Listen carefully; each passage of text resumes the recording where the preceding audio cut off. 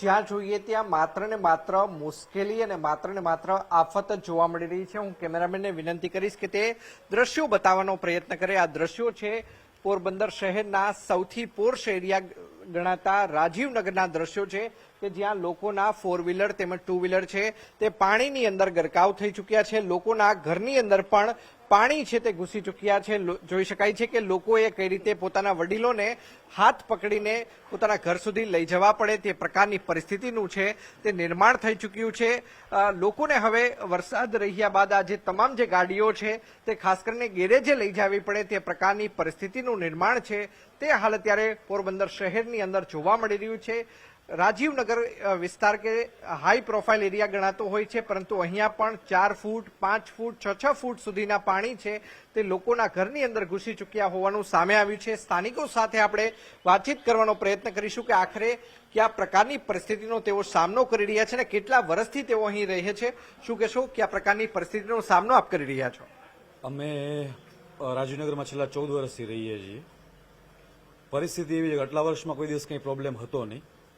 છેલ્લા ઘણા ટાઈમથી શું છે કે ડેવલપમેન્ટના જે કામ ચાલે છે એની અંદર તંત્રએ જે ખરેખર પરમિશનો આપી અથવા પોતે પોતાની અંડરમાં જે બી વસ્તુઓ કરવાની થતી હોય એમાં એ લોકો ખરેખર કાચા પડ્યા છે।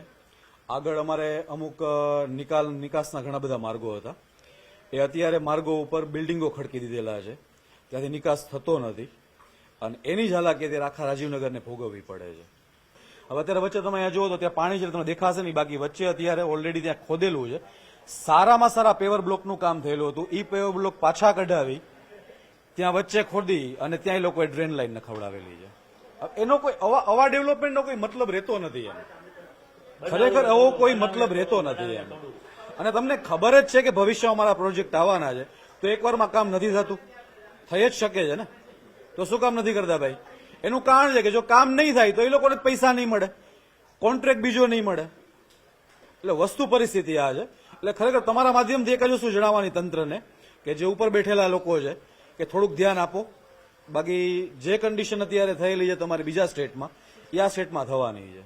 ચોક્કસ તો માત્ર આ જે સાગઠિયા છે તે રાજકોટની અંદર જ નથી જોવા મળતો, પરંતુ પોરબંદરની અંદર પણ છે। ભાઈ કહી રહ્યા હતા કે પાણીના નિકાસ માટેની પણ અહીં સગવડતા હતી, પરંતુ બુરી નાખવામાં આવી છે, તેની ઉપર જે બાંધકામો છે તે કરી દેવામાં આવ્યા છે। યુવાનો આપણી સાથે છે, આપણે તેમની સાથે પણ વાતચીત કરવાનો છે તે પ્રયત્ન કરીશું કે આખરે તેમનું શું કહેવું છે। અંદર પણ જોઈ શકાય છે કે પાણીની અંદર તમામ જે ઘર છે તે ગરકાવ થઈ ચૂક્યા છે। શું કહેશો કે આ પ્રકારની પરિસ્થિતિનો સામનો તમે કરો છો? બહુ ખરાબ છે, વરસાદ પાછો ચાલુ થયો છે, આટલું જ પાણી છે તો અમે હેરાન થઈ ગયા ને ઉપરથી વરસાદ ચાલુ થયો, આ હલાતું નથી રોડ ઉપર, અમુકના પગું તૂટી ગયા છે, આમાં તો ગરકાવ થઈ જાય, સીધો માટી ચીકણી છે, હલાતું નથી, બહાર જવું ક્યાં, ખાવાનું કઈ રીતના, જમવાનું અંદર પાણી વયું ગયું છે, તોય પાણીનો કોઈ નિકાલ કરવા અંદર કોઈ પૂછવા નથી આવ્યું, બાર થી બધા ઉભીને જોવે છે, અંદર કોઈ પૂછવા નથી આવેલ।